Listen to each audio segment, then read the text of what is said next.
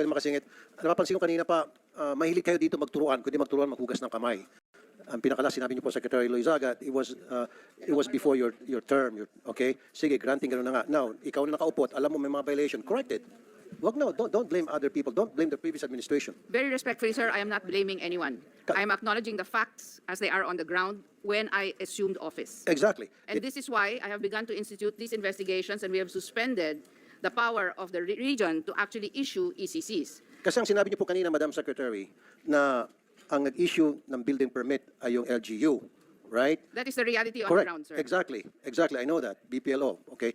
Kasama pa rin dyan, magbibigay ng permit kung kinakailangan. Now, kayo bilang taga-monitor ng environment sa DNR, you should have monitored that.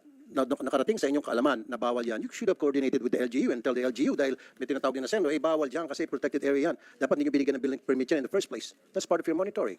Thank you very much, sir. And all these investigations have surfaced, in fact, these facts. We are being very careful as far as establishing whose responsibility and authorities were put in line during the process of the construction of these particular structures. We cannot just point fingers, as you said.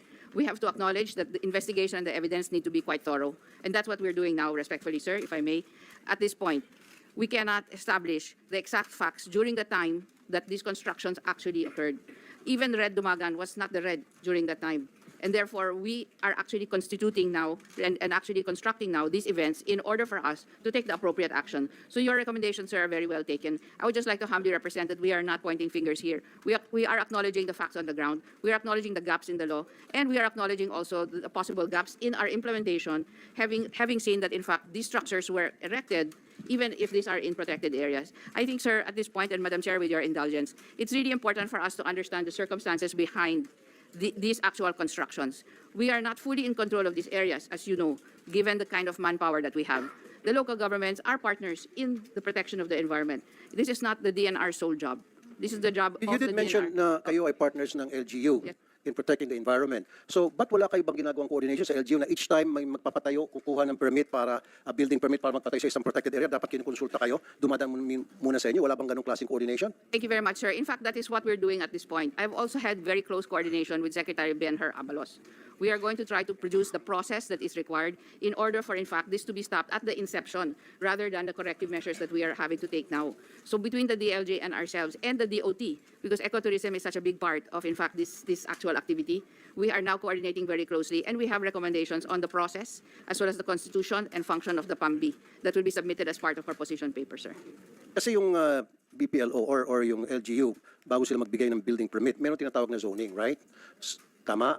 At dun sa zoning, malalaman kung anong area yan, whether that area is protected, whether that area ay hindi dapat mapatayuan o pwedeng patayuan.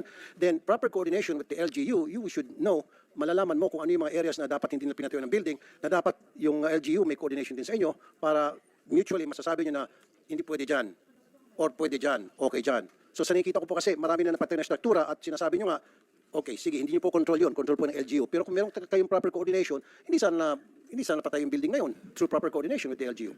Respectfully, sir, I agree with you, and therefore the coordination needs to be made more effective. I also recognize the point of Madam Chair on the difficulty regarding local dynamics and the pressures that we face in this type of activities. If I may also, sir, I think that we need to acknowledge that in some of these areas, there are titles, alienable and disposable lands that are already with title.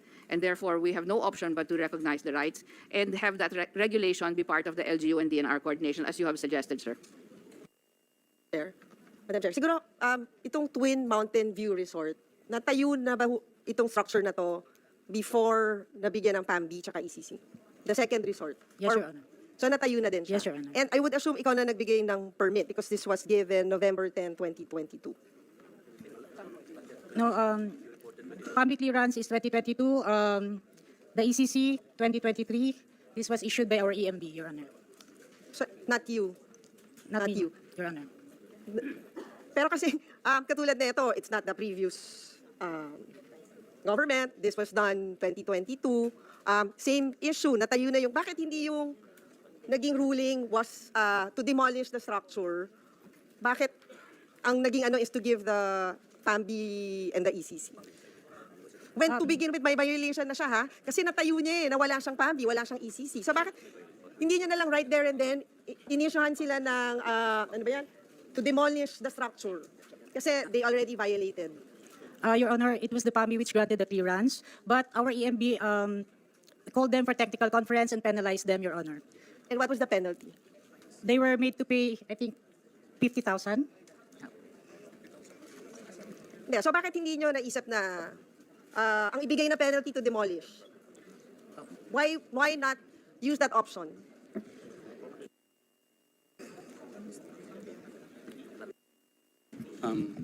The process, Madam Chair and Honorable Senator, the process is they have to secure PAMBI clearance.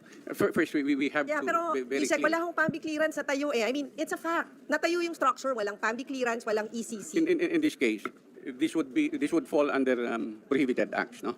And the law says, like mutilation, alteration, defacing, construction of, the law provides penalty for those acts, no? 50 from And hindi yung 50,000 penalty, to hindi yung penalty, hindi option nyo to issue. and rehab the area that they have defaced Yep. and mutilated. Pag PAMBI, we can understand because there are local government in PAMBI. But ECC, completely DNR yan. Ha? So, wag nyo ipalusot yan. Pati kayo kasali. Pag nag-issue ng ECC, kasali ang DNR. Pwede nyo pa ipalusot yung PAMBI, may local government to, but ECC kayo lang yan. Walang nag-i-issue ng ECC kundi ang DNR. So, kasalanan yan ng DNR. Hindi O, ba sa kasi- amin, ang nag-issue ng ECC sa reclamation, DNR. Oh. Di ba Hindi po kasi palusot Yusek, yun. parang kaya hindi rin nga sila natatakot kasi alam nila, magbabayad lang naman kami ng 50,000 pesos eh. Kasi you've never used that option na i-demolish yung property kasi nga clearly they're already in violation of the law. Yeah, but that's what the law provides, no? Talaga ang Finding DNR. of Kasali the kayo. prohibited acts, Huwag niyo merong sabihin na corresponding hindi penalty. kayo kasali. Talagang kasali kayo. Sa and- amin, lahat kayo kasali. Huwag niyo nang sabihin hindi kayo kasali dyan. You agreed with the local government. Kasabuat kayo. Hindi mai-issue ang ECC without DNR. Eh. Talagang DNR ang nag-i-issue ng ECC.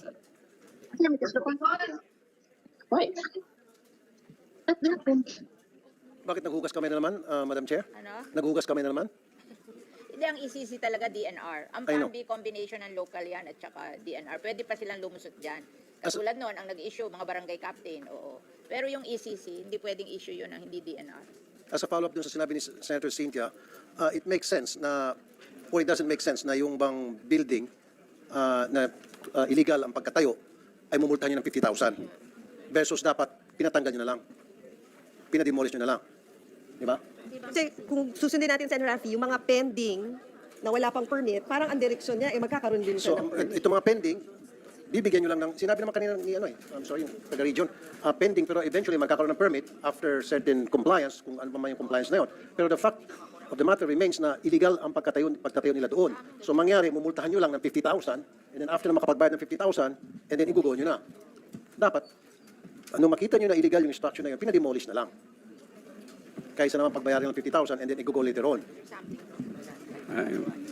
Madam Chair, if I may, what the law mandates us to do upon the passage of the Inay Pass is inventory existing structures, and then there should be determination if they are detrimental to the spirit of the proclamation or law, making it protected area. Ako, I can And then- understand kung yung A&D, mga agricultural land, I can understand that.